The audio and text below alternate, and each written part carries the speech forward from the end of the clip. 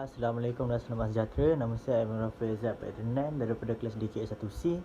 Hari ini saya akan menerangkan serba sedikit tentang persekitaran tempat kerja dan ergonomi.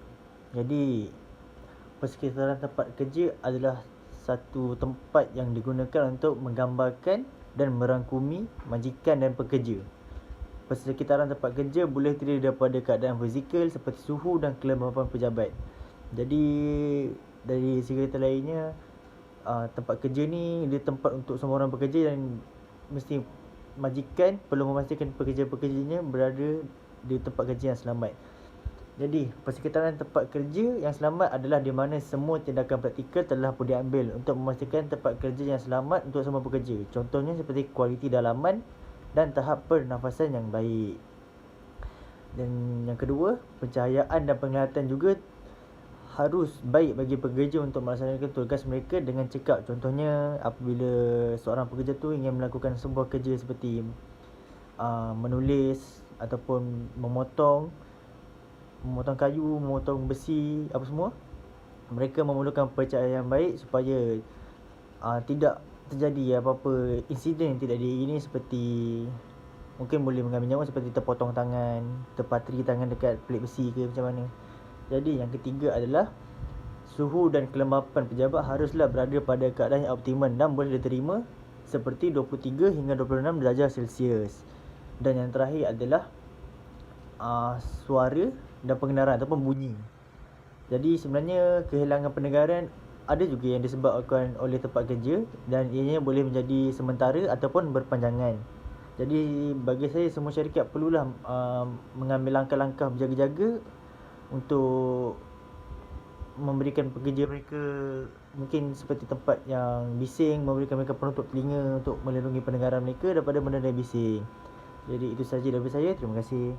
Okey, risiko kesihatan di tempat kerja yang pertama ialah segmental vibration. Getaran segmen ni dia merujuk kepada perubatan yang mempengaruhi kita punya bahagian badan, khususnya tangan kita ni. Okey, dia akan berlaku sebab kita ni mengendali peralatan mekanikal yang menghasilkan ayunan yang kasar. Okey, so contoh dia macam penggunaan gergaji, gunakan tukul, kerja yang berat-berat pakai mesin ni kan. Okey, so dia akan terjadinya sensasi getaran yang berulang. Okey, risiko yang kedua ialah heat stress. Heat stress ni tekanan haba. Tekanan haba ni boleh meningkatkan risiko kecederaan kepada pekerja kerana boleh mengakibatkan tapak tangan ni berpeluh. Dan seterusnya, cermin mata keselamatan kabur dan kita akan rasa pening. Luka juga boleh berlaku akibat bersentuhan dengan permukaan panas atau wap.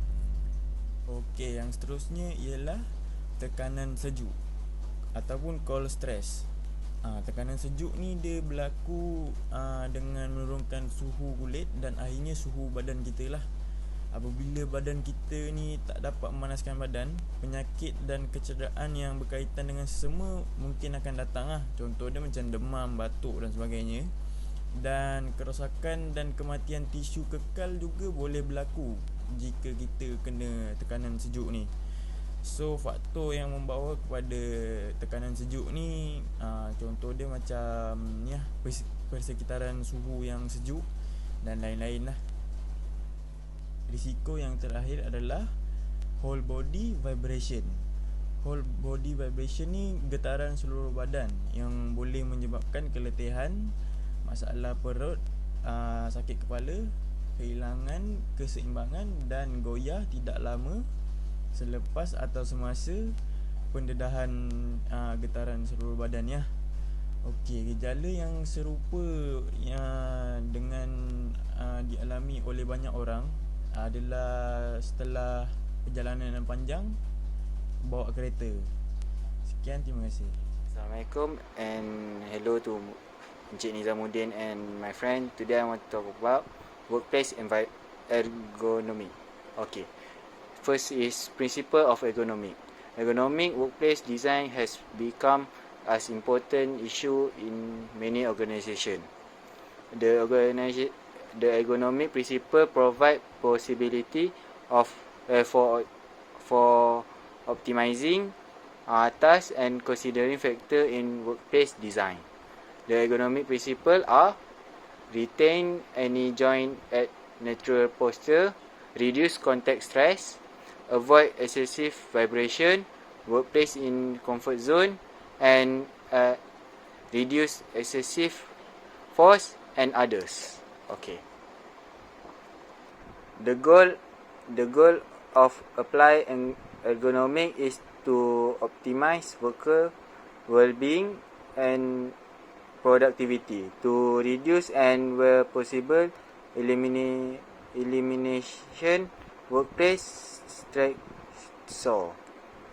Poor workplace environment which lend to discomfort and had design workplace were complex to users unfavorable environment condition. For example, extreme temperature, loud noises, vibration, and poor lighting, or excessive physical or mental workplace can reduce in stress. Okay. Worker in an organization will achieve job satisfaction and enjoy better working condition, while the organization will benefit from improved quality and productivity and increased profit via the implementation of ergonomic principle at the workplace. Okay, now I want to talk about general principle of workstation seating.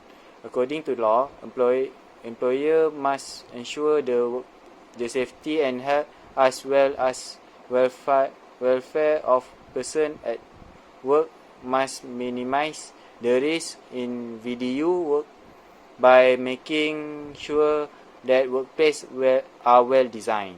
Okay. When analysis it workstation at a workstation, the equipment, furniture, work environment, job procedure, and any special need that staff have need to be assessed. Okay. Adjustable chair and good lighting are typical minimum requirement for an ergonomic workplace. Okay. The guideline of occupation safety and health for sitting at work 2003 explain how suitable seating contribute to the safety and health of people at work. Okay, the first is the design of workstation including seating should be based on the overall assessment of the job as well as any special needs of the individual staff. And the second is in and well-designed workstation, staff should be comfortable, height and position the complete at the work. And the third is sitting in better than standing for any period of time. And the fifth is sitting in one position for a long time can lend to discomfort and inefficiency. Okay. And the sixth is people regularly accommodate and adapt to unsatisfactory work condition. And the seventh is there are several base requirements for work sitting. Okay, the first is support a worker in a position in which the worker can work effectively.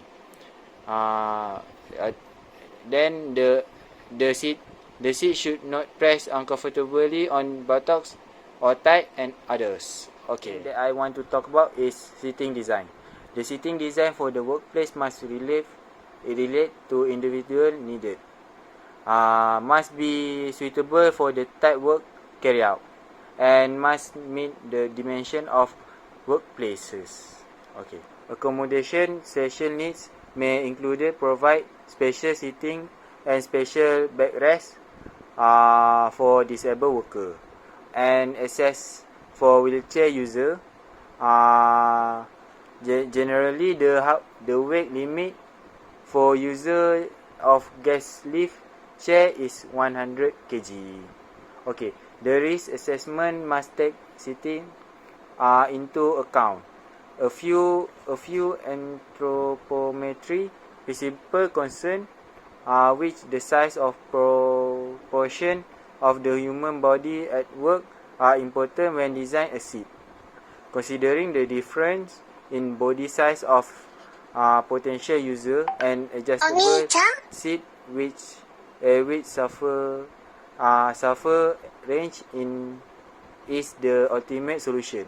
Okay, now I want to talk about the part and the description of seating design. Okay, the first part is seat.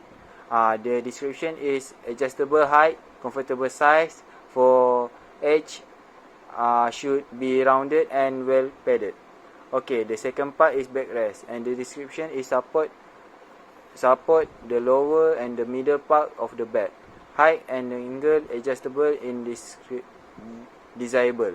Okay, and the third part is armrest.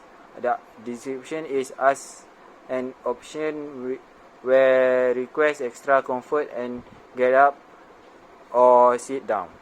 Okay, the fourth part is footrest.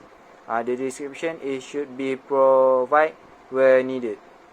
Especially high seat chair can be either sloping and fixed. Lepas tu the fifth part is mobility. Swivel action chair with caster or glider are better than static chair, less stress and on the human body. And the sixth part is adjustability. Range seat height or toward tilt for some user. Back height or and tilt forward movement for worker environment convenient. Lepas tu upholstery. The description is padded edge and sharp joint should be firm and covered by non-slip material. And the last part is durability. The description is long-lasting, tough and stable. Does not have any critical design weakness which can cause sudden failure and possibility injury. And that's all. Thank you.